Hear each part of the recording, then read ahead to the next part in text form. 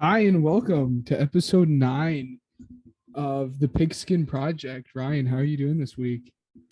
Feeling a little under the weather, a little congested as you can hear me. So might not be doing too much talking, but there are definitely some topics that we need to talk about, man. I'm a Oh, little yeah. upset with my Bears today, but it's all right. We'll get to it. Yes, we'll definitely get to that. But before that, let's just go over some minor points about or minor news that came out this week. And to start off with, uh, Super Bowl winning quarterback Matt Stafford for the Rams was willing to go to the Colts last offseason, but the Colts didn't try hard enough. Um, the Patriots are very interested in doing a lot of work on a lot of the free agent wide receivers, but especially with Allen Robinson, no shock there. They need wide receiver help, and Allen Robinson is currently the best wide receiver on the market, in my opinion. Uh, Jimmy has a lot of trade suitors, but the 49ers are in no rush to trade him, which doesn't come as a surprise to anybody because he just got his surgery. So we'll see what his trade value is now versus once he's fully healthy. This might come as a shocker to most, but the Vikings are listening to trade offers for Kendricks, Adam Thielen, Dalvin Cook, and Michael Pierce. I was really shocked to hear that Adam Thielen and Dalvin Cooks were put in that because Dalvin Cooks was basically their entire run offense, and Adam Thielen is a great second punch along JJ. I really want to say just Ben, me and you had talked about how almost replaceable, I think is the right word, running backs are in today's league. Mm-hmm. I think there's a certain time in which teams need to start considering trading their running backs and everything. And I think Dalvin Cook falls into the same line as David Montgomery and Saquon Barkley and running backs like those that I'm not entirely familiar with Dalvin Cook's contract. I don't know if they extended him or if he's on the same type of pay or Oh no, he's on some big money. oh, okay. All right. See, maybe they're just wanting to restart with the cap or whatever, but he's still a younger running back. He's still obviously like one of the top. I'd love him on my fantasy team next season, but I definitely think it just falls into line with those running backs could potentially be dealt this offseason. Yeah. He and for those who are wondering, he's on a 5-year, $63 million contract. He just finished up his first year. Jeez, how old is he? He's 26. Oh, dude, yeah, that's awful. That's an awful contract. Whatever. Yeah, Okay, yeah. well, it goes back, and again, I'm sure we'll talk about it. And we talked about it last episode. I'm just not a fan of playing or paying contracts or Yeah. paying running backs the big contracts. Unless they're Like we like said, I Derrick think, Henry. yeah, unless you're Derrick Henry, and I would have said CMC, but um, that really Very hasn't injury turned out too prone. well. Yeah. Yeah. um, and then as we talked about already in this podcast before, the Saints just are in cap hell. But they've done a restructure with Cam Jordan and forgive me, I'm probably going to pronounce this name wrong. Tano Capacigano. I don't know if that's how you pronounce that correctly, but again, they're just keeping trying to chip away at what was once the negative $70 million in cap. I think again that they are really trying to just get enough cap to be able to sign Marcus Williams and kind of just keep the in-house guys. I can't really see him going out and making um, any crazy moves, but there's been some big name cuts as well over the past, I guess, 3 days, which is crazy to see how big of a difference 3 days will make, especially when we get to these big points. But first off, Bobby Wagner has been cut, and every team in the league would love to have him, but specifically the Cardinals, Rams, and Niners are all like heavily invested in trying to get Bobby Wagner in their building. But other cuts, Trey Flowers from the Lions, Landon Collins from the Washington Commanders, Kyle Van Noy, from the Patriots, Corey Littleton from the Raiders, and Jordan Hicks from the Cardinals. But to the big news, and this was the first, or I guess this wasn't the first. This was the second shoe to drop after the Aaron Rodgers news, and we'll get there. But Russ was traded to the Broncos. Definitely, we all saw them as suitors for Aaron Rodgers. And when when the news came out that Aaron Rodgers was going to stay, it didn't really come out as a shock to me that they ended up going for the next big quarterback in the market. I've read a ton of stuff saying that the Seahawks got fleeced, and I will go to my deathbed just to say the Seahawks won this trade 1,000%. I don't know how you feel about Really? it. I am I 100% on the Seahawks side, and the thing is, I know that they're going into a rebuild or whatever, but the thing is like they are doing it correctly with DK Metcalf. Right. I mean, he's still young and he's still got a long contract. As long as they hold on to him, that's going to be one of the players that they kind of build around. Definitely want to get an extension done when the time comes, which will be at the end of next season, I believe. He can get an extension done now. He's Okay. like viable for that. Right. Okay. But at the same time, here's the thing. So we knew at the end of last year, actually, and a little fun fact for you, and all my Bears fans that are out there, the Bears had a deal done with the general manager and Russell Wilson saying like, hey, let's send Russ to Chicago prior to the NFL draft last year. And basically, Pete Carroll was like, yeah, no, let's not do that. And so they didn't do it. I've heard multiple reports say that. I mean, in a better way to say it, I guess, but like, that's a pretty dumbed down version. But with that being said, I mean, you can't help but think like Russell Wilson was probably on his way out anyway, and he's only got 1 year left on his contract. So with that being said, for the amount that they were able to get for Russell Wilson, they got Drew Lock, which is not really the biggest upside of the whole thing. I think Noah Fant is a great Oh yeah. asset. Shelby Harris, which isn't actually a bad move either. No. They also got 2 first-round picks and 2 second-round picks, both extremely valuable, and a 5th-round pick in exchange for Russell Wilson and a 4th-round pick. It's like, how could this be considered a loss, especially because right now, with all of the stuff that you just got in return for Russell Wilson, I think that you're even more in the mix for a potential Deshaun Watson deal down the line. Well, my problem isn't so much, again, I think both teams can be considered winners.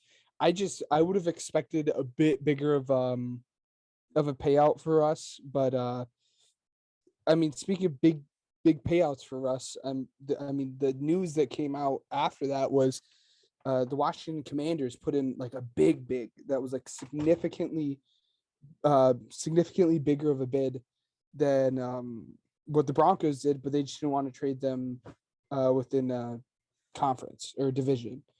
And then I guess the same news came out that the Eagles put in for a bigger bid than what the Broncos did, and sadly, Russ just was not willing to trade his no trades clause for the Eagles. If you think about it, then I mean, obviously they were pretty big on the tight end position if they wanted Noah Fant.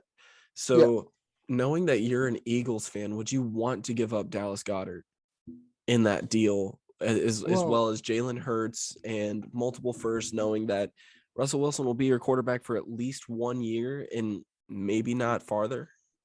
Well, I'm not, again, if you've listened to other podcasts, and I've been pretty vocal about this. And again, this is a heavy barring, but barring his legal stuff, the only quarterback that I want that's not named Jalen Hurts is Deshaun Watson. I think we're a few years away. You're telling me you don't want Mitch Trubisky? I'm just kidding. Keep going. I think we're a few years away from being like elite actual contenders. And by the time that we're there, Russ would have progressed. And at the time, Rodgers would have progressed or degressed, sorry. And then we wouldn't have had that top end quarterback. But Watson, is young. He can grow with the team. I was never a big fan of a Rush trade either way. Um, but I mean, just for a second, I think we need to step back and kind of look at the quarterbacks now that are in that division. I mean, that that has to Absolutely. that has to be the best group of four quarterbacks in the entire NFL. Yeah, for sure. I mean, Derek Carr has to be, I mean, really bashing his head against the wall now just because he has like literally no help on offense. Yeah, Um, I think we both know who's going to finish last in the division, but as far as, the Chiefs, the Chargers, and the Broncos go, I mean, that is a three-team race now. And obviously the Chargers getting a stronger piece, which we'll get to later. But I mean, you can't. Man, I just continue. I'm just gonna yep. mute my microphone. Um, uh, but yeah, in reference, we're talking about the AFC West. And that's like Ryan said, it's the Chargers, the Raiders, the Broncos, and the Chiefs. And again, that's now a conference of, or that's a division of Patrick Mahomes, Justin Herbert, Russell Wilson, and then Derek Carr. But I mean, if Derek Carr's your worst quarterback in your division, I mean, your division is doing uh Oh my god, dude. fairly well, I would say. You'd have to Um, be anxious if you're a fan of any one of those teams. You have to be extremely anxious going into next season, at least more than what you were prior. For Chargers fans or for Chiefs fans, like those two teams were the top two teams, but also recognizing like the Broncos were literally a quarterback away from being, in my opinion, Super Bowl contenders. And then that's a tough take. I think they would be at least contenders for the division. But um, you put all that in perspective, it's like, dude, I mean, it's a three-team race now, like I said, and knowing that, you were already anxious about a two-team race, it's like now you have arguably, you know, one of like probably a top three quarterback, I'd say, right in the league in Patrick Mahomes. And then, Justin Herbert, that's also arguably what I would say top five. And then you throw Russell Wilson into the mix. It's like, dude, I mean, yeah, you got to help out Derek Carr and or Vegas because I feel bad for him, man. yeah, absolutely. But we have a little bit more news as well. Obviously, and it's funny because he wanted the spotlight for so long and he got it taken away from him so quickly. Aaron Rodgers has decided to stay in Green Bay. Ben, I want to know your opinion on this before I give mine because mine's probably going to shock you. Mm-hmm. Here, What do pause. you think about the Aaron Rodgers resign? Yep. Like I said in the episode, if you guys listen to episode 8, I wasn't surprised. This is what I predicted to happen. But the contract is huge. I mean, Yeah, he is making $50 million a year, and honestly, it's the length of the contract. The fact that it's 4 years really um shocked me. But again, I think it's uh kind of what we all thought really here at the end once everything started picking up. I think nobody should really be surprised that this happened. Um, but again, I mean, like we said, I mean, you saw that as soon as that got done, how much that affected everything else. I mean, after that first shoe was to drop, um, how much it affected everything else. But before we move on to the next point, the one thing I'm really interested to see what happens next is what they're doing with Jordan Love now. oh yeah, that was the I most mean, useless draft pick of all time. oh yeah, absolutely. So I mean, they have to trade him, you would think, especially with that being 4 years. Um, but I mean, the rumor out here is that they're not listening to any trade talks for him, which I think is Stupid. really redundant. Yeah, stupidly Yeah. redundant.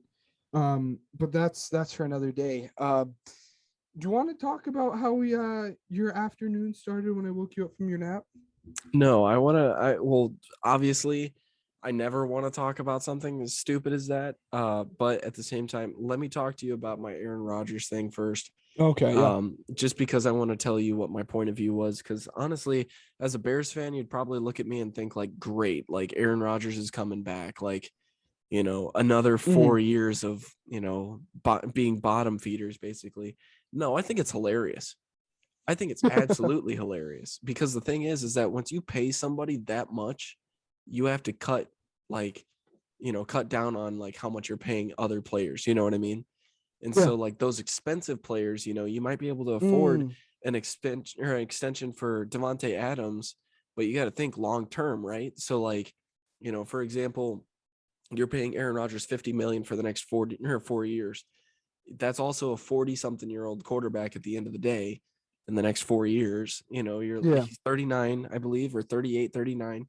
And it's like, wow, you're paying him that much money. That's insane. Whereas, you're paying also Devontae Adams for that long. So it really puts into perspective, what are you doing with the rest of that money? Because odds are you're not going to have enough to fill all of the holes and put yourself in a No. contending spot. I think, and a little bit of a take that I don't think is talked about enough is that is why Tom Brady is as successful as he is, Oh yeah. because he took pay cuts and he didn't make those huge contracts or whatever, even though he is a fantastic quarterback and arguably the greatest of all time, if not the greatest of all time. He is, in my opinion. Yeah. um he was able to kind of be like, yeah, no, pay me whatever you need, move that money to where I can have those weapons on my offense, protect me so I can still stay in the pocket for as long as I need to, and then get me receivers to where they can create the separation needed, and then form some kind of defense in the way that it's going to get us to the Super Bowl. And like, without that mentality, you're not going to do anything as a team. You look at Aaron Rodgers now, it's like, what has he been able to do in his career outside of that one Super Bowl run that, in my opinion, shouldn't have happened in the first place? Like, you and you laugh at me right now because it's like, oh wow, like he thinks that the Super Bowl run shouldn't have happened, blah blah. Yeah, think about this for a second. He barely beat the Bears when Jay Cutler was hurt. He got hurt at the beginning of the game. Like, if Jay Cutler was hurt, that was arguably the best Bears team since 2006. I think the Bears would have at least gone to the Super Bowl that year. It would have been crazy. I remember that was like the one time, where I was a kid and I was like, man, they're actually going to do it this year. It's insane. But all they got to do is beat the Packers. And then Jay Cutler gets hurt and it's like, great, everything's going downhill. But at the end of the day, that healthy Bears team would have beaten that healthy Green Bay team.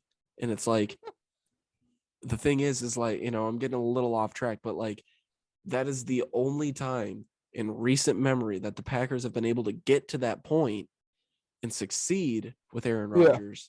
But now that he's making all this money, it's like, will they ever get there again?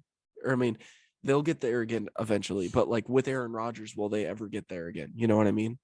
Yeah. And to kind of piggyback off that point, talking about the big contracts and how that kind of affects team building and everything. This is a conversation me and you um had a kind of a text exchange on Instagram about was um these teams with these top end quarterbacks that are really about the money, somebody like Kyler Murray or something, Yeah. now have to really, really be concerned because the quarterback market just went from 35-ish million on the top end, 40-ish million to now 50. That's 10 extra million.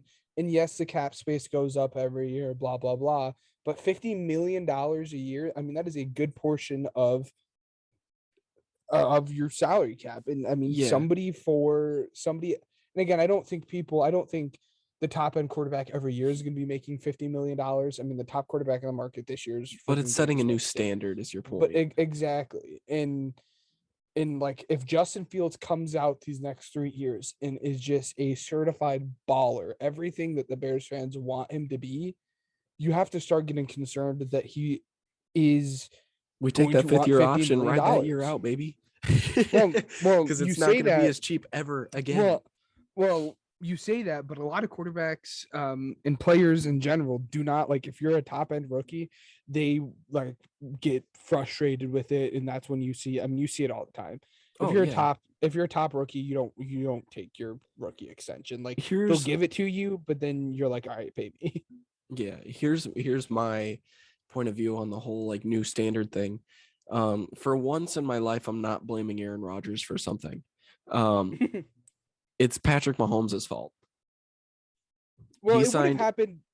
a My thing huge is, deal, yeah, but it was for so much money to where if a quarterback even thinks that they're, elite, like hmm say you're Justin Herberts, you're Josh Allen's, I'm talking all these young quarterbacks, Joe Burrow's going to be up there, once his rookie deal's over. I'm just saying, once these quarterbacks get there, it's like, okay, well, look at what Patrick did. Like, can I get yeah. at least a little bit of that? Because I know that I may not be on Patrick's level, but I'm also on that point to where it's like I could be the best in the league or I'm like top 5. You know what I mean? Yeah. Russell Wilson isn't going to be top 5 for much longer. He's got to retire at some point. But Yeah. like once these young quarterbacks come in, in my opinion, you have 4 years to get it done with Justin Fields in Chicago. Otherwise, you're screwed. Like, good job on finding a good quarterback, but otherwise, hey, as long as you're good with math, I know I'm not. As long as you're good with math, you better figure that crap out before you get to that point. Because if you're like the Packers and you pay your quarterback $50 million a year, you're screwed for the next 10 years. And again, I don't think you can blame that on Aaron Rodgers because, like you said, any quarterback that's going to come out that feels that they're best, they're always going to continue to set the next standard and set the next Right. standard and set the next standard. So even if it wasn't Aaron Rodgers that was going to do it, it would have been a Justin Herbert. It would have been, whoever. And like you said, it's just a lot harder to build a team around a quarterback that's taking up so much cap. The Eagles are a great example of that when they paid Carson, but we'll get to Carson in a little bit. But speaking of awesome contract savings or cap savings, um, uh, one of your favorite players got traded today. I know you're not happy about Yes. it. Khalil Uh, Mack got traded to the Chargers for a second this year and a sixth next year. How do you feel about that? um, okay. And here's my thing. After further consideration, because my first reaction, I'll tell you. Let me just run them down the story Yes, of please. like how it was when you woke me up, right? Yeah. So I lay down for a nap. About 15 minutes later, it feels like an hour of sleep, by the way. It felt awesome. uh I get a phone call. It's Ben. um and I looked at my phone and I'm like, no, I didn't. This man says the Bears just traded Khalil Mack. And I was like, no, they didn't. And he was like, no, seriously, they did. And I was like, dude. And he was like, dude, seriously, check Twitter. It's like, all right, cool. And so I checked it and I was like, no, like, you've got to be kidding me. And I was so peaceful like 15 minutes ago. Like, I had just heard the MLB news and how the lockout ended and everything. I was so happy because I'd be able to buy Cubs tickets and like, I'm so excited. But at the same time, all of that just went out the window because Khalil Mack just got traded. And so I was like, all right, so at this point, what's the return? Because it's got to be decent, right? Yeah, no. Let's say just a second round pick this year, next year, sixth. Okay, no. My opinion, right off the jump, was we needed more. We needed more for that much of a player. I don't know why they took that deal because I feel like there should have been better on the table. After further consideration, um, I feel like we could have gotten slightly more than a sixth round pick in the future. Like maybe a fourth would have made me feel a little bit better. Um, that might seem like a little much to you, but at the same time, they took on a lot of money to get. I think they took in, what was that, $63 million. It's something like that. Yeah, just a little over 63 million. And so that took that much off of the books. And it's like, holy crap, the amount of help that just gave us for next year's free agency is astronomical. And so, I started looking into it and I was like, all right, because the next stage of grief, is bargaining, I believe. And so I was like, all right, look, so I'm going to look and see what Travis Gibson did because he was the backup last season. And if I remember correctly, he didn't do that bad. And, in his rookie season, he did close to nothing, but like 7 sacks in 9 games, dude. 7 sacks in 9 games. I'll take it. Yeah. And for a second year that was dealing with Sean Desai in his first year as defensive coordinator and everything is like, all right. But then you throw in Matt Eberflus in the mix, somebody that's developed several guys in Indianapolis and everything. It's like, all right, maybe this won't be as bad. Then I start looking at Khalil Mack and it's like 2020, his season wasn't that bad.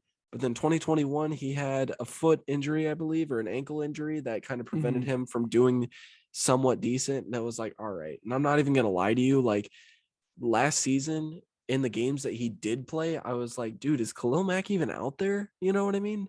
So I was like, all right, whatever. Maybe Khalil just needs to get his surgery and we'll see him again next year. Unfortunately, that's not the case. I hope that he does better in LA, but at the same time, thank you, Khalil Mack, for what you've done. Thank you for that game in 2018 against Green Bay. That was really fun to watch. If they wouldn't have put you on snap counts, we would have beat them that game, but whatever, it's fine. It's in the past. The conference champion, or not the conference champion, the division championship was pretty cool that year, but it was a fun ride while it lasted. And I think it's not going to affect the Bears as much as people think. That's my No, take on it. no, and I agree with you. Again, what you get out of it so much, or is not so much, um, kind of the draft capital. And yes, do I think you guys could have gotten more? Probably, but like you said, it's the future cap that you're receiving by getting rid of him. Yeah. Um, so I'm a fan of it. I think it's a win-win situation for both teams. Chargers have an exponential amount of cap. They can take on that contract, and like we said, that AFC West is a stacked. It's very very good. Um, and seeing Joey and Khalil going back and forth, um, is kind of scary. But to kind Yeah. of play a little bit of devil's advocate here, um, and I'm not saying that he can't, and by no means am I saying he's bad. But could you think who is the last star defensive end that you can think came from Indianapolis? Defensive end, I'm not sure. Is Darius Leonard the defensive end? Darius, no, Darius Leonard's a middle linebacker. Okay, I got a foggy brain right now, man. You gotta give me Yeah, a break. no, But you're good, you're good. But I don't that's know. He my was point. solid, but That's my point. There's no. not And really a defensive uh a defensive line stud. Um, for them. But I guess you could also on the flip side, uh, you can kind of say like, would you look at that? They didn't have this defensive stud. They just needed a middle linebacker. Um, and it worked out. And I mean, you guys have that elite middle linebacker, Roquan Smith, and I'm not gonna say elite. I don't want to say fluky either. But I mean, Robert Quinn, outlier. We'll use that. He had an outlier year, but he's still good. I mean, he's still a good pass rusher. So I mean, I think he's better than anything he had there in Indy. And you guys have Roquan Smith who plays at a Darius Leonard level. So I think you guys will be just fine. I don't know. I guess you could call it kind of on and off for Robert Quinn. I think it's all about how you use him. He's had years like that. He had 19 sacks in 2013, but then again, that was 8 years ago. So like, holy crap. But Yeah. I mean, he's had, double digits for 1, 2, 3, 4, 5 of his seasons now, but he's been in a league Yeah. for double that. So it's like, you know, He's a fine edge defender. it's not bad. Um, Obviously they're going to need to move on from him, and I think that'll come next season because the cap hit won't be as crazy. Yeah. But what do I know? I mean, I thought the Khalil Mack trade was coming next season too. So um But speaking of trades that or trades for players that have come way sooner than what we expected, Carson Wentz was also traded, which is a bit of a surprise. I mean, if you would have said that this time last year, saying Carson Wentz is going to get traded a year later, you would have been called crazy. But I mean, just over a month ago, the news came out that they were looking to move on from him. And honestly, I think the Colts got way more in return than what I thought they would have for Carson Wentz trade. They traded Carson Wentz to the Washington Commanders, who have completely missed on all of their quarterback options. And they traded Carson to them for 2 third-round picks, one this year, one next year. And the one next year can be a second round pick if Carson plays. I think it's 75% of the snaps. It's either 70 or 75. And I think that so basically a third and a second. I'd be shocked if he doesn't play 75% of the snaps for them. So basically, they got a third and a second for him, which is way more than what I would have thought. But I think Carson is washed. If Frank Reich couldn't get him back to where he was, he's not who he used to be. But on the flip side, he's better than any quarterback that Washington could have put together. He's better than Taylor Heineke or whoever else they would have been able to get outside of Deshaun Watson. Yeah. I definitely think they should have played the waiting game a little bit longer before they pulled the trigger on Carson Wentz. If they had a good package for Russell Wilson, I'm interested to see what they put together for Deshaun Watson. Understanding, by the time that this comes out, Deshaun Watson's cases are probably going to be coming out as well. Trying to figure out, is he going to be able to play next season and stuff like that. I think Washington just got impatient, or they felt threatened, just because, a lot of teams are in the market for a quarterback, and we will get into that eventually as well. But I definitely think that they should have waited it out just a little bit longer, because I don't think Carson Wentz maximizes their potential as much as, Deshaun Watson would have. But with that, do you want to move on to the quarterbacks? For the free agents? Hold on. Well, I think more so than anything else, there were just I think it's there were 3 possibilities when it comes to this. Because again, I was really shocked that they, like you said, didn't hold out for Deshaun Watson. I think again, there's 3 possibilities. One, they know something about his legal issues that we don't. Mm-hmm. And for those who are listening, I guess it really depends on when you're listening.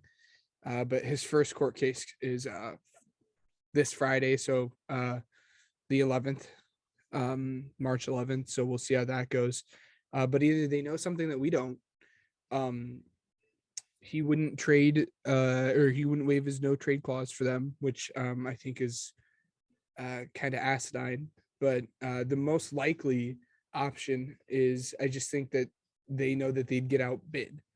I think both the teams, like the Saints and Eagles, could outbid them. They're just not going to be able to be in a bidding war with those 2 teams. And they kind of wanted to make a move for a quarterback before Carson left, because as we said, they were looking to trade Carson. So I think they were kind of feeling a little bit of the heat and said, we have to make this move because we know we're probably not going to get Watson, and we don't want to wait too much longer and have Carson be gone as well. Because like you said, there's a few teams kind of battling in the quarterback market this year. I just saw a tweet, and normally I don't do this on air, but I'm going to vent, okay? And normally, if you've heard us before, we try to stay as unbiased as possible, try and give you the best content out there, unbiased and everything. But for the love of God, Packers fans, shut up. I just heard that on Twitter that, the Bears wasted Khalil Mack's prime. Huh. I wonder if I can think of another player whose prime has been wasted for a team. Maybe, just maybe, just maybe, he's an elite quarterback. Maybe he's a generational talent. Maybe, oh my God, dude. Okay. I'm end of story. Just think about things before you say them on Twitter, please. Like, literally, it's not Yeah. hard to not be stupid on social media. And that was one of the dumbest moves I've ever seen anybody say. And it's a popular Packers account, too. I'm not going to shout them out because it's stupid to do that. But at the same time, it's like, really? I mean, at this point, you're just trying to get Bears fans mad. I mean, they're already down like really bad just because of how, upset they are about the trade and everything. Obviously, it's going to work out in the future. But at the same time, it's like, to be honest with you, I probably would have done the same thing if Packers fans lost Aaron Rodgers. Totally. But like at the same time, Yeah. we haven't won anything. We haven't. Yeah. When we have zero expectations, we haven't won anything. Anyway, we got stuff to get to. I'm sorry for taking up 5 minutes, but Quarterbacks. like, No, you're all good. yeah, No worries. we will get to the quarterbacks and everything. Just Ben, lead us into it. I'm gonna get myself on mute and just kind of walk around for a bit because that just got me fuming. Got him a little heated. So this next segment, we're going to be rounding out kind of our free agent overview here. And we're going to start off with the quarterbacks. There's a few different quarterbacks that are free agents that I think are worthwhile.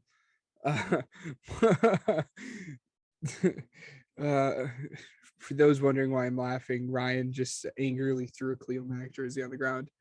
But there's a few different free agent quarterback options that I feel are good. Nothing crazy. But I mean, we're gonna start off with Jameis Winston. He played very well. I wouldn't say he played in between very well and well. When he was in, he's just been hurt. But I think the likely move is he just stays with the Saints. I don't feel the need to talk about this guy, but we're going to anyways. Mitch Trubisky. For some reason, Ryan thinks this guy is going to be the next Jesus. He's not, and I'll tell you exactly why. All right, tell me, because I'm not as high on Mitch as you are. I used to be. Now I'll tell you, Marcus Mariota has a better future. Thank you. But the reason why is because Mitch Trubisky is about to throw his whole career away. He's going to sign longer than a 1-year deal to go and be the Giants starter. He's going to compete with Vanilla Vic. What's his name? Jesus. Daniel Jones. Yeah. So he's going to compete with Daniel Jones. He's going to win that because let's face it, who's making the decisions? The head coach, Brian Daboll. Who's calling the plays? The head coach, Brian Daboll. Who does Mitch Trubisky have a solid connection with? The head coach, Brian Daboll. Who has he worked with for the past year? Oh, yeah, the head coach, Brian Daboll. He's going to New York. Very, very simple. I mean, it's going to be one of those politic moves where it's just going to be like, yeah, I'm just going to come in and take the job for you, Daniel Jones, which, by the way, would you consider that a trade candidate or would you use that as a backup? No, I wouldn't. I don't even know what the market for Daniel Jones really is. I mean, it has to be along the lines of Carson Wentz, right? No, because Carson Wentz at least at one point played MVP football. Okay, Daniel Jones never. Daniel Jones never, for the life of his NFL career, has even played as a top 15. I just want to see a Mitch Trubisky, Mike Glennon QB room again, just because it would be funny. No, but I was really high on Mitch Trubisky. If he would have gone to somewhere like Pittsburgh, I think he would have had, I want to specify this for anybody listening. There's no news that has come out that he is going to be a Giant. Yeah. This is just speculate. I mean, it's heavy speculation, and it's. We have reason to believe, obviously, that he's going to be a Giant, but there's no like hard set news. But yeah, I mean, we have reason to believe that, just so people don't get confused. Yeah, absolutely. I definitely think that he'll be a Giant, but like I said, there's much more potential at a place like Pittsburgh because Mitch Trubisky is going to be looking for, I don't know, maybe a 2-year prove it deal kind of thing. Yeah. One of those things where it's like, it's not going to be too expensive, but at the same time, like it's not going to be too cheap like it was last year. But if my point of view was originally, if he goes to a place like Pittsburgh to where he's got a solid wide receiver core and a solid offensive line and an already playoff ready team, like that team's ready to compete for the division with a quarterback in place. You know what I mean? They're a quarterback away. I just think, Ben Roethlisberger, obviously, I mean, we saw that he could get him to the playoffs, but like that's Ben Roethlisberger on Yeah. like the biggest downhill slope you've ever seen. But like when you put Mitch Trubisky in there, that's been talked about very, very positively by multiple different head coaches and everything after his development in Buffalo.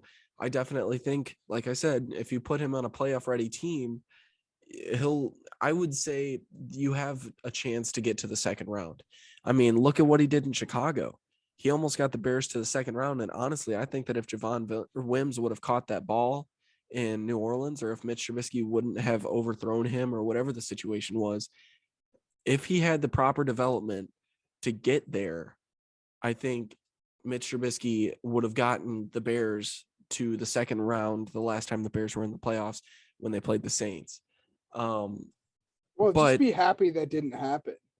Just yeah, because no. if that did happen, yeah. I'm If not that did saying as a fan happen, standpoint. oh yeah, I'm saying from Mitch's standpoint, if he had the proper development that he had in Buffalo this past year, I think he would have been able to do that in Chicago. yeah. And now if you put him on a playoff ready team that, in my opinion, is much, much better than that Bears team just a couple years ago, I think you can not really look forward to playing in the second round, but have potential to go to the second round of the playoffs. Mhm. Does that make sense? I mean, I feel like that's reasonable, right? No, I get what you're saying. Yeah.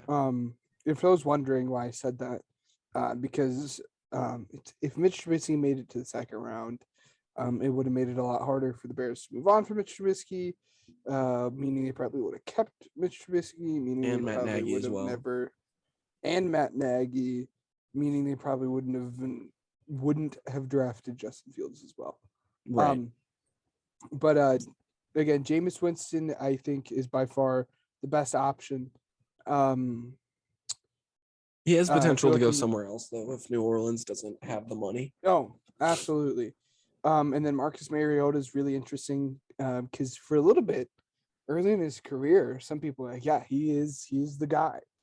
I would take him on a starting team right now. I think if you Yeah, I put him think on he a could team like start. Indianapolis, that'd be really interesting because you give him a It'd solid be fun. offensive line and Yeah. everything, and maybe group him up with a different receiver. Maybe add a receiver as well. Match up Marcus Mariota on a cheaper deal. I think that you could have a pretty successful team, and I would argue a more successful team than the Carson Wentz led Colts. No, absolutely. I think he has But the potential to be a starting quarterback somewhere, for sure. And ironically, a little bit off topic, um, just for those interested, I don't know why you would be, but I think Desmond Ritter I think Marcus Mariota is a perfect comp for Desmond Ritter. I think they're oh yeah, quite similar. But moving on to the next quarterback, I think this is the last guy kind of worth talking about when it comes to free agent quarterbacks. Teddy Bridgewater, no pun intended, is a good bridge quarterback, but he's not going to start anywhere. He's somewhere that can, maybe a team that drafts one of these first round quarterbacks would be looking for Teddy Bridgewater to kind of start first half of the season, teach the game to the young gun. But he's not going to be a high end starter anywhere. I think it would be awesome to see him mentor like Malik Willis. Which is really ironic because the buzz around Malik Willis is that he's going 6 to the Panthers. Yeah, I Which think again that'd would be be really really cool. ironic.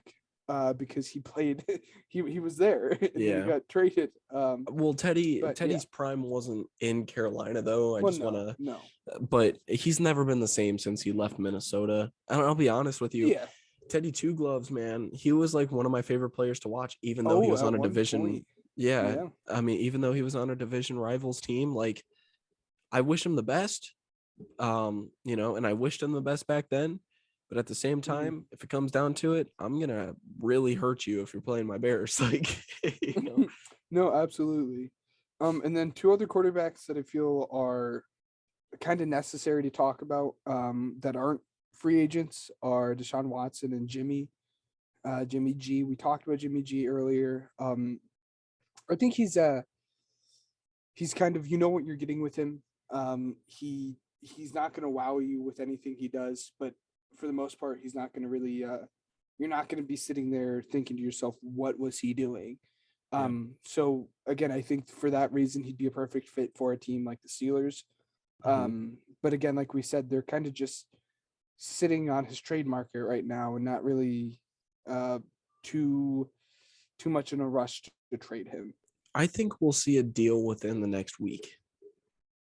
Wow. Um, I know that we already came out and said like they are kind of waiting on it and everything, but at the Mm. same time, free agency starts up soon, like very soon. And But yeah, once that market kicks up, they're gonna realize like, okay, maybe we won't see as much, because I know the teams that need a quarterback are very, very desperate. But at the same time, I think that the 49ers could potentially hold on to him as a backup if they don't see a deal that really pleases them.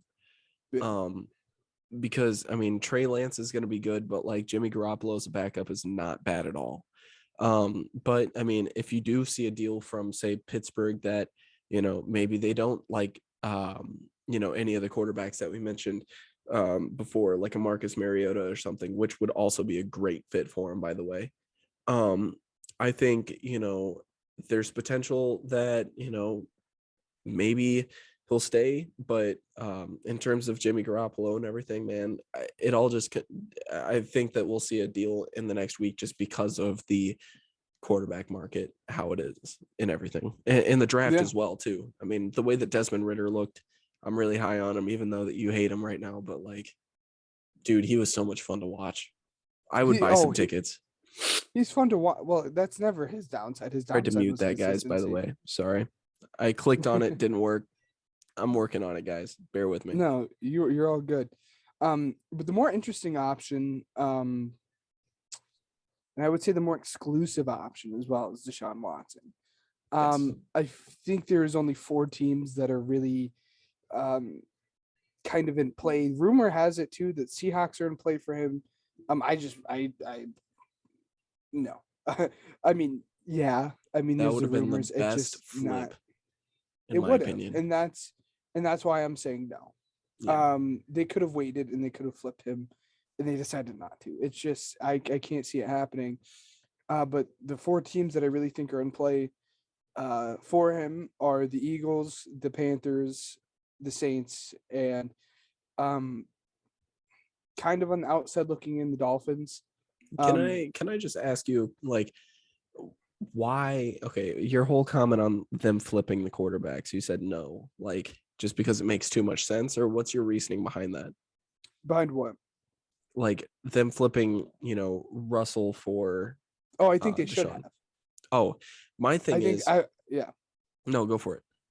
No, I think they should have. And the fact that they didn't is what's really sticking out to me. You're And talking about moving Russell to Houston? yeah, Russell Okay. to Houston, Deshaun to the Seahawks. And again, the fact that they didn't do that is the reason as to why I believe that they're not going to be interested um, in Watson. Because Okay. if they were interested in Watson, the best case scenario for them to get him would have been that flip. And Let they didn't me wait for that flip, so I don't think he's going to be there anymore. let me entertain this thought for you. Mm, I mean, Russell Wilson had a no trade clause. What about Houston is genuinely appealing yeah, to the eye true. of Russell Wilson compared to a team like Denver that's already established and potentially Super Bowl contenders. You know what I That's mean? true. If you Yeah. have a no trade clause, I'm sure the Seahawks would stop at like on the dime if Houston was like, yeah, you want Deshaun Watson? Like, we can totally wait after his cases are all taken care of, blah, blah, but here's my offer. We'll take Russell Wilson and then have Davis Mills as our backup. Like, what do you want to do? I'm sure that was brought up. Um, Russell Wilson probably didn't want that. And honestly, from the outside looking in, seeing how Well, great of a player Russell Wilson is as well, I don't want that for Russell Wilson.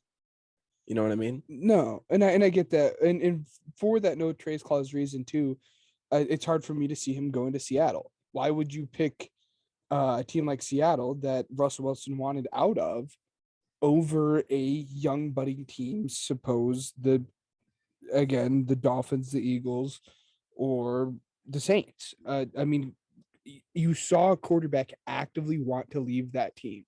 I don't know why another quarterback would be like, "Yep, gonna trade my no wave clause to go there." I mean, Um, I think that it would just fall in the hands of, I mean, what they would bring to the table for Deshaun Watson, like player wise, if they would include anybody or if it would just be strictly picks. I know Deshaun's pretty cheap, but in my opinion, it all just comes down to, he's cheap right now. He'll get expensive later on, but he's cheap at the yes, moment. Um, I don't know if that's what you were shaking your head at, but yeah, at the moment, I mean, his cap hit's close to nothing. So it's like, okay, if I were to accept my trade or my no trade clause and want to go over the Seattle, what are you guys doing to make this team better? And is this offensive line going to be better for me? Or is this basically going to be the same situation as Houston because you just cut like one of your best defensive players yeah. historically? And that's again, I can't see him wanting to go there because again, I think the trade value, while for some reason people might perceive the trade value for Watson as low because of the legal situation, I can understand your thought process there, but that's just not true. I think there's going to be, um, I think there's going to be a bidding war, for him, and I just don't think the Seahawks are going to be able to sustain or stay in that bidding war. And if they were, it'd be them giving up pieces, like significant pieces, and then at that point, Deshaun would say no because there's not going to be anything there for me. Because if they really want to stay in it, it'd be trading somebody like a DK or something along with the picks. And why would Watson want to leave to go and play along an aging Tyler Lockett? Like I can't see that happening. But again, I think the other few teams, again, the Eagles, realistically, and this isn't a homer pick. I think if he gets traded, It is. it's either going to. It's not. I think the Eagles. I I'm would just love it. kidding. I'm just kidding. Obviously, I would love it. Obviously, but we just have the most. I mean, we have the most You assets have to the be most able to trade. capital. I mean, anybody Exactly. with 3 first-round picks has the most capital. Exactly. Um, I think an interesting thing to see, and again, I don't think it'd be happen to see him in a Colts uniform. Um, again, I don't think it's going to happen. I don't think they have the ability to do it, but it'd be fun. But realistically, I think the two actual people that can be in this trade conversation is uh, the Saints and the Eagles. You Yeah. see the Panthers thing. I don't really know what the Panthers can offer. The Eagles can offer a buttload of picks, um, Jalen Hurts and Andre Dillard, who is rumored to be a starting tackle in the league. That was a rumor around the deadline as teams believed that he could be a starting tackle in the league. So you're a starting tackle, a quarterback, and a buttload of picks, or the Saints, a few less picks, but more I would say proven talent. And this is what my our friend Matt was saying. They could offer the picks, a few less picks than what the Eagles can, but they can offer some more actual talent in form of players within like the edge rusher Marcus Davenport and Chauncey Gardner Johnson. So I feel realistically, if it's a bidding war, those are the two teams that are going to come on top. Obviously, that's barring whether or not the Saints sign Jameis or not. Yeah, absolutely. Really quick, what's Jalen Hurts' contract like? Well, he's on his rookie. He's on his Like rookie. how many years does he have left? He has 2 more years left. Okay. What I would do is, I mean, obviously, I don't know how you feel about it. I know that it would be a key piece, but I would try my hardest if I'm the Philadelphia Eagles GM to keep Jalen Hurts at all costs. If I'm trading for Deshaun Watson, I want to keep Jalen Hurts and I want to sell them on the quarterback they already have. Be like, you already have this quarterback. Let me sell you on another one of my players. Maybe give up, one of your receivers or whatever. The Heisman winner, Devontae Smith. I would be like, hey, I know that I just drafted this guy. I know that he's got a huge upside. You could take him to pair with your rookie I quarterback. Now see. I listen, would. just stay They with me. Just wouldn't stay with trade. me. I know, but they wouldn't trade. You wouldn't trade I'm just letting you know what I would do Devontae. at the Okay. GM spot. Like this would be my first trade offer. If I have to get rid of Hurts, I will. I mean, that's just common sense. But I'm saying for the sake of Hurts being developed by Russell Wilson and then being able to develop and flourish from that point on, I'm trying to keep him. And if it costs me Devontae Smith, I will sign a a wide receiver in this free agency class because there's plenty of them. I think that you would love Allen Robinson, honestly. I would try and sign one of those to pair with Deshaun, make him feel better about the wide receiver class and everything, have the whole trade go through, and then have him So develop. can I ask why keep him? If you're trading for Deshaun, it's because he's a franchise guy. Yeah, it's the thing. So, whether or not you keep Deshaun Watson or he goes in free agency, or like if you use Well, Jalen Hurts in another. Deshaun Watson is like 3 more years on his deal. And Jalen Hurts is on 2. Yeah, because Oh, Deshaun okay. Watson Well then, signed yeah, a no, new that wouldn't make any deal. sense. Yeah, because In my Deshaun head, Watson's. I don't know why. Okay, this is probably just because I'm sick. I think I got Russell Wilson and Deshaun Watson mixed up for Yeah, whatever reason because that would have made more sense. yeah. Anyway, whatever. Just forget that ever happened. We'll keep going. um, I mean, to your point though, I think there's validity there. I don't think it'll happen, but I mean, the other thing too is while trading for Deshaun, whatever team that ends up trading for him, you have to worry about the suspension that the league is going to hand out. Yeah. Even if he clears legal stuff and everything's dropped, I'd be very surprised if he doesn't get suspended at least for a little bit. So you have to think about that. But I mean, we have Gardner I Minshew. I wouldn't be too worried yeah, about it. no, I was gonna say I would trade Hurts then just because it would make Yeah. sense. And Minshew is a great backup. I think that he's along the lines of Marcus Mariota as potential starter, Mhm. but he's not going to win you a Super Bowl. It's just going to be one of those things that's like Minshew's pretty decent. Um, I mean, if I know Ben knows, but I haven't talked about it yet on the podcast, but I'm actually really high on Gardner Minshew. And I have been Yeah. for a while, ever since the Bears were doing their quarterback search.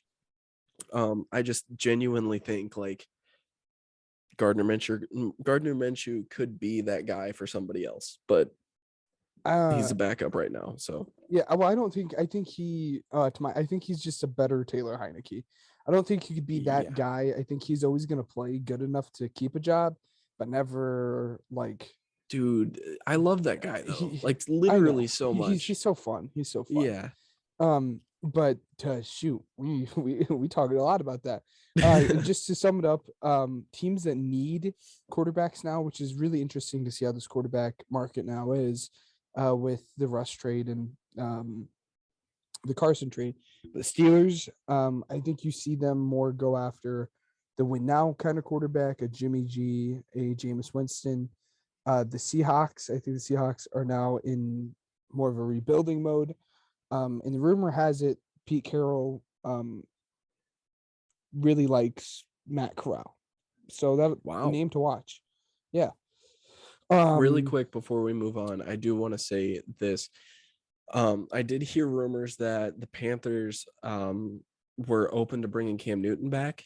I know that he's a free agent this year, but I do think since they're in play for the Deshaun Watson sweepstakes, and I know that they are huge players, I do think since Deshaun Watson is still a relatively young quarterback, still on his rookie deal, and the fact that you know he can still be developed by a veteran. I think if you were to bring in Cam Newton as well as a free agent on a 1-year deal, try to get him to help out, because let's face it, as much as people hate to say it, Deshaun Watson probably will start out on a slump for his first year back in the league, considering he didn't Oh, play at all absolutely. last year. So I think having a veteran quarterback in Carolina, the one that made Carolina, put them on the map basically as far as recently, develop him in that star role already, I think that would just be a match made in heaven. But we can definitely Yeah. move on now if you'd like. um, then I think the Saints as well. It depends on what they do with Jameis, and then the Colts. Uh, Again, it'll be interesting to see how the Colts evaluate this market. Panthers, both the Panthers in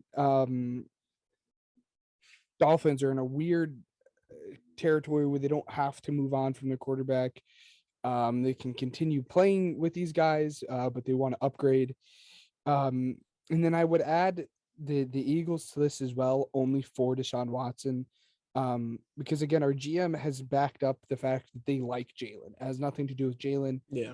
It's just about improving at the quarterback position. I mean, if you have the opportunity to get Deshaun Watson, you get him. Yeah. Um, but those are the QB needy teams, I would say.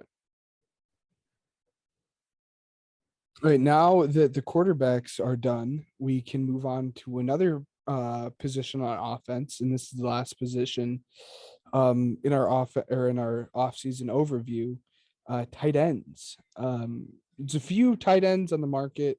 The class looked really good going into free agency, but then um, kind of the top few options got tagged. But the top um, free agent, I would argue, is Rob Gronkowski. Oh yeah, absolutely. And I think any team would love to have Gronkowski on the team. I think he's expressed interest, like a slight interest in being able to play for Joe Burrow, which would be fun to watch. But Mm. at the same time, I'd be willing to put money on it that he just retires. Really, I've heard, or I guess I wouldn't say me, but again, I keep saying the rumor, but the rumor is the Bills. The Bills are like considered the favorite by far to be the front runner for him. And I don't see him playing for a team that's not a contender. No Mm-hmm. offense to the Bears or something, but I think No, it's probably the Bills or bust that's would what be I'm my saying. guess. I mean, I know that he's like verbally expressed like, "Oh yeah, I'd love to play for, Joe Burrow," but my thing Mhm. is, man, it's for me, it either he goes to New England to go and play with a rookie and finish his career out as a Patriot, or he just quits it altogether just because Tom's not there and he made the promise that like he's not going to play for another quarterback other than Tom. Did he? So yeah, he did. I don't know if you heard about that, but yeah, he absolutely did. It's very Oh no. interesting. That's why I'm saying like he'll probably retire, but like if anything, he'll just go back to New England or potentially Cincinnati as like the long run. But Yeah. Um, and I can speak on this as well. But the next tight end that I think is worthy talking about is Zach Ertz. Um, he's inspired so hits. many good fantasy football names. Oh, oh, oh, yes. Um, so is a lot of Eagles players. Yeah. Fletcher Cox. Anyways, Yeah. um, but Zach Ertz again. At one point, he was viewed as the top tight end or second best tight end, along with Travis Kelsey. But he's just aging, and he's kind of progressing a little bit or regressing a little bit. Yeah. And he's great. I think it'd be fun to see him go to a team with a young quarterback because he's a good safety blanket again, kind of like the Patriots or something. But he just doesn't have the after the catch that he used to. But again, he still has a very special place in my heart, Oh catching yeah. the game-winning Super Bowl touchdown. Yeah. How would okay? Just because I haven't done much research on him, but how is his like end zone presence? Oh, he's great. He's a great end zone target. Okay. In that case, then I am 1,000% sold. I want him mentoring Cole Kmet. Yeah, no, and again, like I said, I think it'd be good for a young quarterback. Bears would be a great place for him, I think. Yeah, I think it would be fun, especially because the Bears play the Eagles at Soldier this year, and I think we'd be able to go and see him. But who knows? I'd like to see it happen, but it's not really a top need either. But pass blocking is, I mean, anywhere that you can find it would be Well, beneficial to these Bears. that's the knock against him is he's not the best. He's not the best blocking. Well, Tight end. you never know. It's okay. So Well, yeah, it'd still be fun He's though. a good safety blanket. Yeah. Absolutely. The next one I think is we're talking about Gerald Everett. He's kind of always just been around that 500-yard mark wherever he's gone. He's 27. I think he's a good number 2 tight end, but he really can't be the number 1 guy anywhere. But speaking of somebody who kind of had the high expectations of being the number 1 tight end for a team, and at one point in the draft process was viewed as maybe could be the number 1 tight end in the league, who's kind of disappointed, Evan Ingram. He had such high expectations, and I think that's really what's hurt him down the stretch of his career. Or I wouldn't say stretch because he's just coming off of his rookie contract. But he had such high expectations, and people viewed him as, again, as hopefully one day being a top 5 tight end in the league. And he never reached that. I mean, his best season being 2020, where he got 600, and I guess his best season was his rookie year when he caught 64 balls and had 722 receiving yards. But since then, he never really was the same guy. And you would really hope that his presence as a wide receiver, as a receiving option, would be high, running a 4.4. And that's kind of what he was known for. But he had extreme drop issues and kind of effort issues too. He kind of just didn't seem like he wanted to be there. Yeah. Who's the tight end for Tennessee? Do you know? Yeah. I know I'm kind of putting you on the spot, but like I was just sitting here thinking about like, Music City, and I was just like, who's the tight end over there? Because I feel like they could potentially need one of these guys that, and I know they're not entirely sold on Ryan Tannehill long term either. But I'm just saying, like, as far as maybe adding a top tight end would potentially help that offense. I'm gonna butcher his first name. Joff. Jeff. Okay. Jeff, but spelled G-E. So he's not a household name. Jeff Swine. Okay. And he had 210 receiving yards this year. Okay. All right. But no, he's not a household name. Yeah. But again, I think they are a team that could really use tight end as well. Mm-hmm. But I know a tight end that you wanted to kind of talk about is the tight end from Cincinnati that's hitting the market. Yeah, I mean, he's coming off of injury, I mean, obviously it's not going to be anything crazy contract wise, but in terms of, maybe something that, I think that he'll probably just return to Cincinnati on a short-term deal, like a prove it deal. But I mean, he's also one of those guys that you should probably watch out for just because he is pretty solid. He's a great option that Joe Burrow was able to utilize.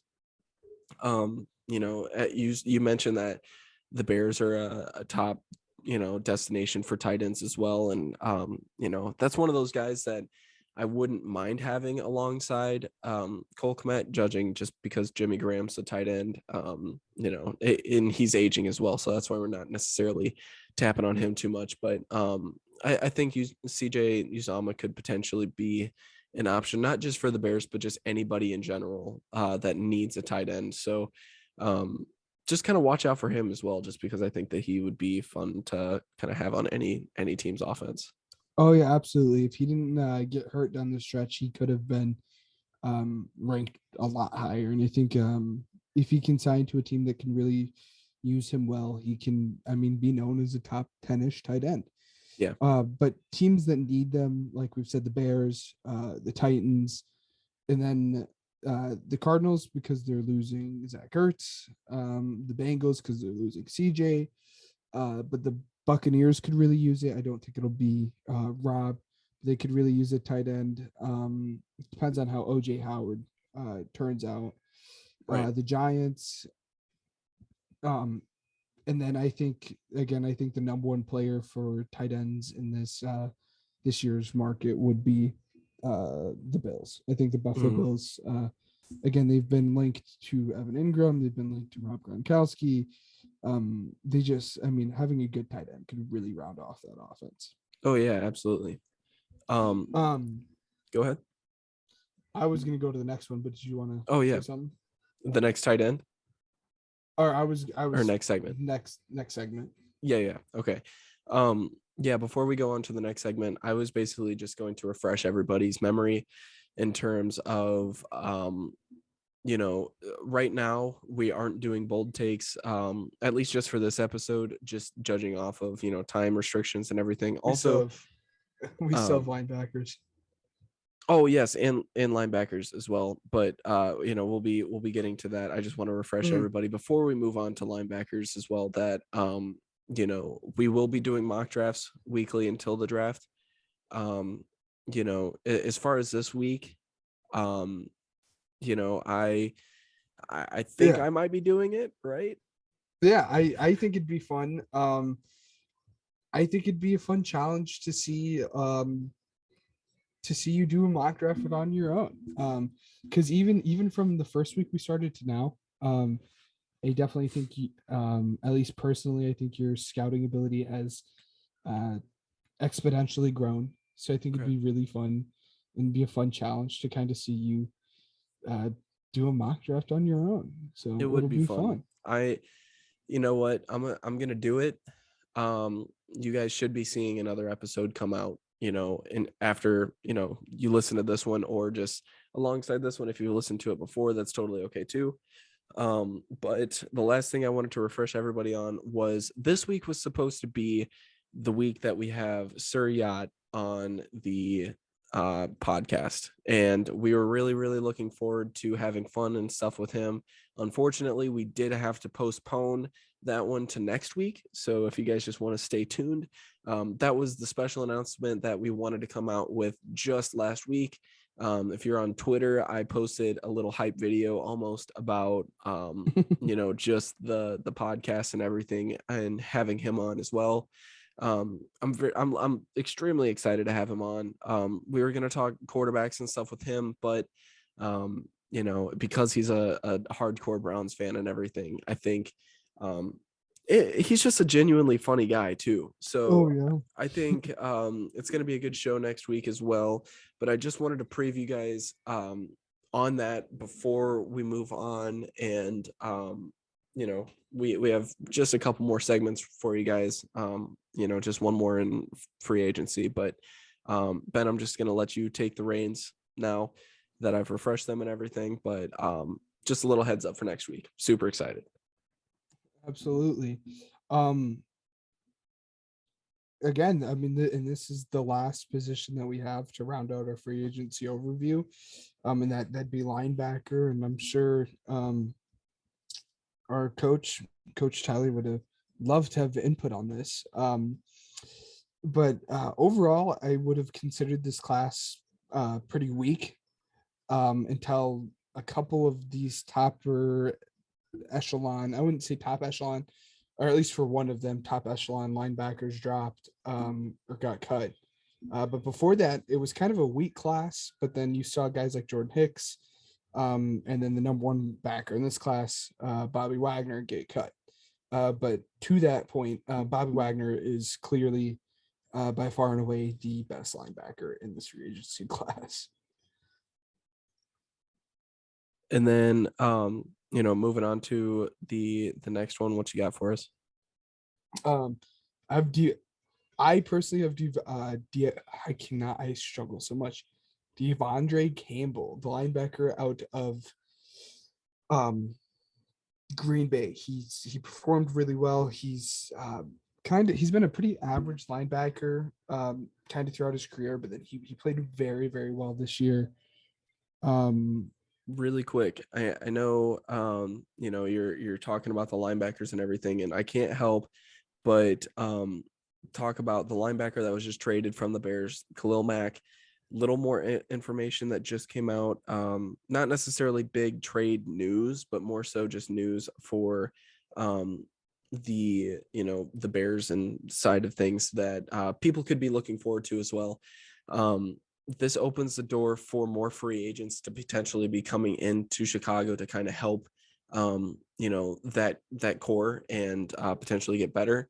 One thing that we could be looking at is a left tackle, Armstead, coming in from New Orleans. And then another, receiver such as Amari Cooper, for example. He wouldn't be my first pick, but Amari Cooper could be an option as long as these guys could hold on one second. Mm-hmm. As long as these guys agree to take a smaller cap hit in the first year of them being here and then a larger cap hit in the second, because they just cleared up enough cap space to where the Chicago Bears will have $121 million in cap space next offseason. That's the news that I have. You reacted to my Amari Cooper take. I want to know. Yeah, who would you have in front of him? It's a very, very bold take, but looking long you're gonna term, freaking say Christian Kirk. I don't want to hear it. Moving on, isn't it? Christian Kirk? It's Christian Kirk, and here's why. I'm a huge Christian Kirk guy. He'll be awesome wherever he goes. If he stays with Arizona, which is what I'm probably predicting, I think he'll be good there. But I'm really, really high on Christian Kirk, mainly because I think that if you pair him up with Justin Fields, it's going to be a match made in heaven. You signed MVS as well, and then you pair those three up with Darnell Mooney. You just kind of change the whole mentality about the draft and everything. If you're not able to get all three guys, screw MVS. Just pair Christian Kirk alongside Darnell Mooney. Get a star wide receiver in the second round if you can get one. We're looking at Sky Moore. I think David Bell still has potential, even though his draft stock kind of fell. You're looking at late second round, early third round for him now. Something that is considered now. I'm just saying there's a lot of potential for that position, but because of this Khalil Mack trade, unfortunately, we did have to give up one of our best players, but it did clear up $63 million, clearing up $121 million total in free agency next year. And I think that that's what's going to be so crucial. And that's why I'm not necessarily upset about it. Just not at all why I don't know why I didn't touch on that earlier, but just looked at Twitter when you were talking about the linebackers, and I just think that's like the clear thing as to why it's so good about the Bears. One last thing really quick. Bears fans, calm down, because the main thing is, if we're going to have Ryan I almost said Ryan Pace. If we're going to have Ryan Poles in as a GM, we need to let him do his job. End of story. Because we're thinking more long term than we are short term. Let's face it, we are not a win now team. It is more so let's look long term and build around this young quarterback while we still can. End of story. Back to linebackers. Sorry. No, you're all good. And again, the second one I would say out of this is Devondre Campbell. again, he's had some pretty average, a little above average years here with the Packers, but this past year he really he broke out. Um, he was very good off ball linebacker. He could cover very well. Again, he doesn't project really well as a middle linebacker, but off the ball, very good. He can cover well. He can diagnose run lanes really well. Um, I think he'd probably get around 8-ish million in the open market whenever he gets paid. Um, and then I would argue Jordan Hicks is the next one. Some people would disagree with me. I think Jordan Hicks is a monster. It's just a matter of whether or not the dude can freaking stay healthy. Um, he's really good when he can stay healthy, but his contract was a bit bigger than what the Cardinals would have liked, and that's why he got released. And he's had injury concerns, but he can be a near that top tier linebacker in the league when healthy, but he's just really never really been able to stay healthy. I hate to stay on this topic. I hate it because we just talked about it forever ago, but news just broke that Khalil Mack played with a broken foot for several games last season. Probably not good, but that's probably why his value wasn't as high as everybody thought it would be. So anyway, I'm done now. I'm done. I promise. I'm done. No, you're all good. And to go to the flip side of the Eagles, because Jordan Hicks played for the Eagles for a long time. The flip side of that, Leighton Vander Esch, he's a free agent as well, the free agent linebacker from the Cowboys. I don't know how to feel about him. I feel like he's done well when asked to do what he wants, but he's never been able to be like that standout guy, and that's why they went out and got Micah Parsons. And then once they saw how good Micah Parsons were, they were like, why do we have to sign Leighton Vander Esch to a bigger contract? So I don't. He's a good linebacker. He's serviceable. You're never going to complain that we have Leighton Vander Esch, but he's never going to be amazing. But his run ability is very high, and he has lackluster pass defense. Next one is Dante Hightower. He's really interesting because he's never really played well outside of the Patriots scheme. So it'll be fun to kind of see where he goes and see if he can kind of get rid of that stigma around his name. Okay. The next up. Oh, you know a thing or two about this guy. Anthony Barr, Vikings free agent linebacker. I like him. I like him a lot. He's a good player. I just got to give him his respect, even though he was a Viking. Also, small bold take, okay? Has nothing to do with players, but I really wish the Vikings didn't play in the NFC North because that is one of the coolest teams I have ever heard of. The colors, the mascot, everything just looks so nice about the team. It just sucks that I have to root against them. Just saying. Move on. Yeah, I'm a big fan of the purple and yellow. I like it. I like it. Yeah, but Anthony Barr, he's such a unique player because he played in a 4-3 scheme as a linebacker. And for those who don't know, that's 4 defensive linemen, 3 linebackers. But he kind of played with his hand in the dirt most of the time and rushed the passer a lot. So he's very scheme dependent on where he's going to go.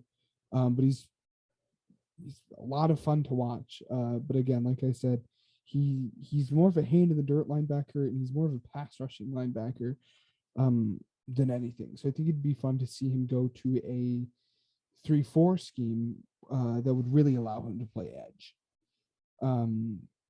And lastly, just to round it off, again, we have Kyle Van Noy.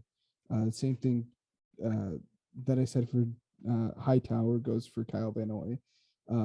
Kind of just been known as a Patriot and hasn't really played the best when not being a Patriot.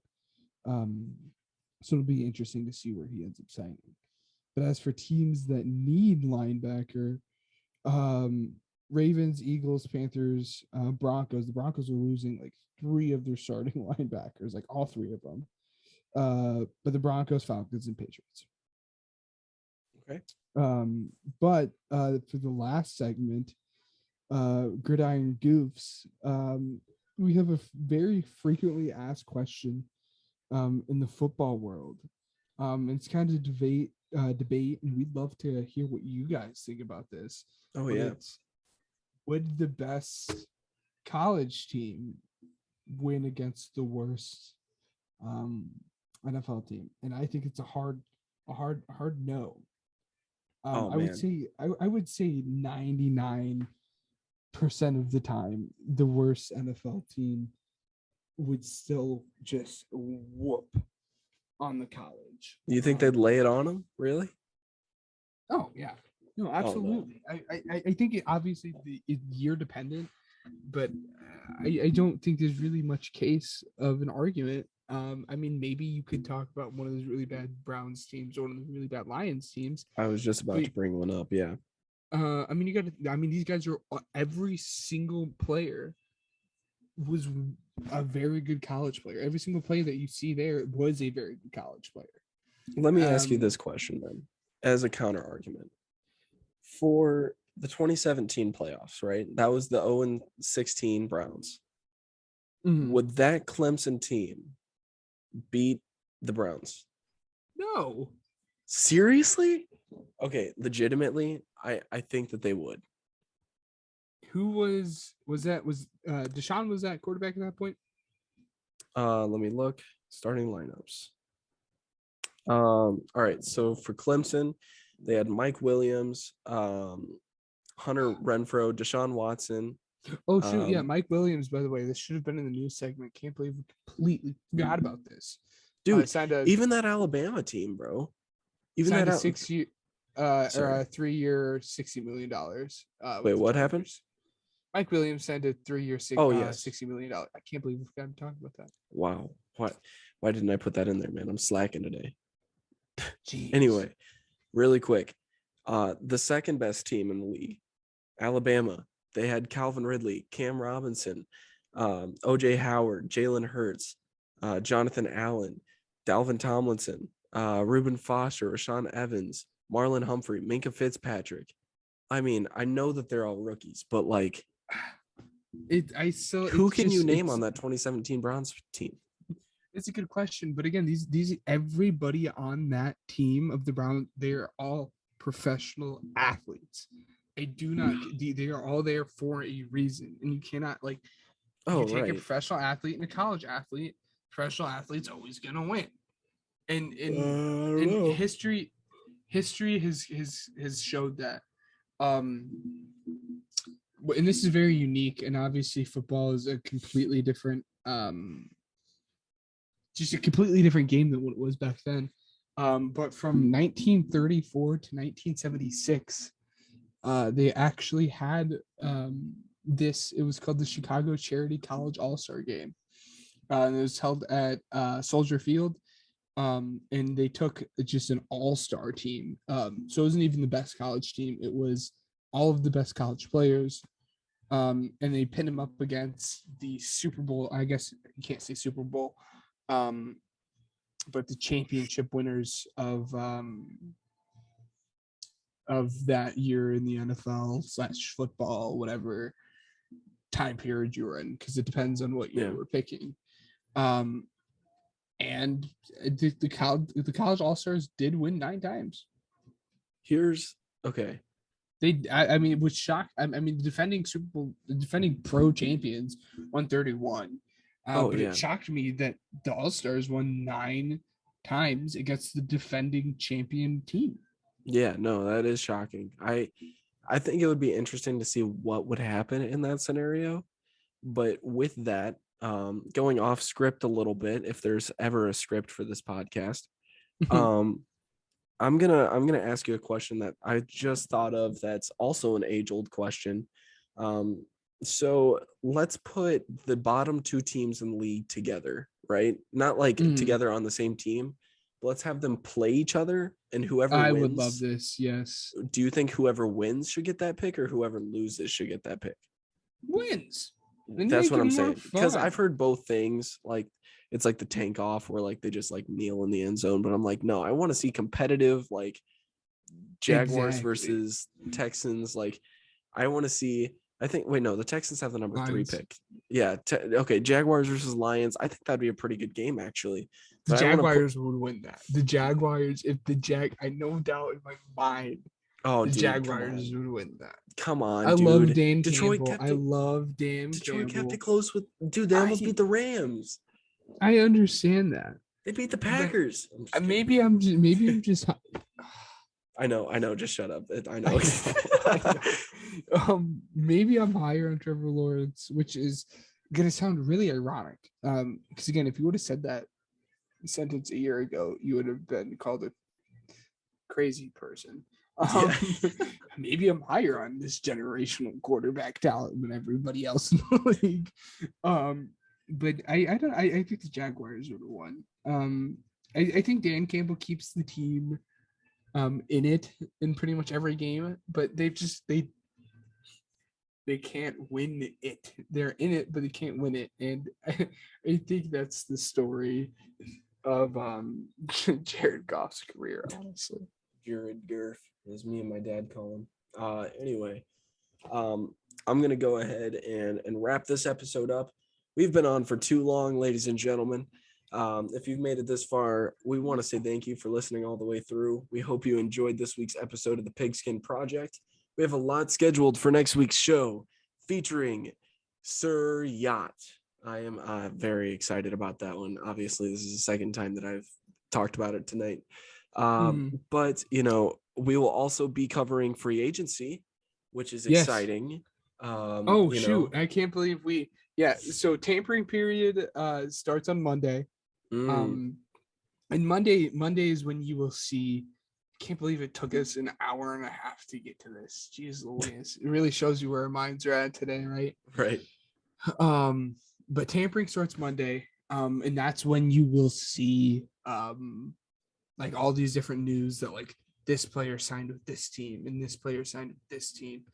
But the actual free agency signing period doesn't start until Wednesday. But usually, like when you hear this player signing with this team on Monday or Tuesday, that's because that's what the case is. Sometimes there have been very unique cases where you hear, oh, this player is, and then at the last second backs out before the signing period. But basically, free agency starts on Monday. Okay. So like we said, though, we will be previewing that and covering all of the news that's going to be happening. By the way, just want to point out, it's good to be back on schedule.